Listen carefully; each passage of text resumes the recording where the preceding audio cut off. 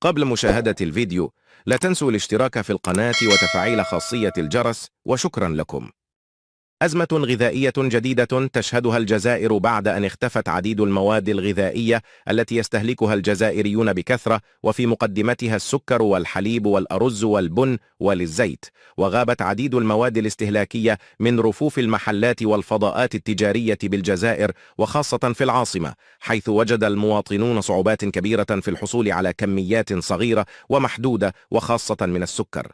هاته الأزمة أعادت الطوابير الطويلة التي سبق وتناقلتها كاميرات المواقع الإعلامية الجزائرية، حيث شوهدت الطوابير الطويلة أمام المحلات التجارية لاقتناء علبة سكر أو حليب أو بعض من الأرز.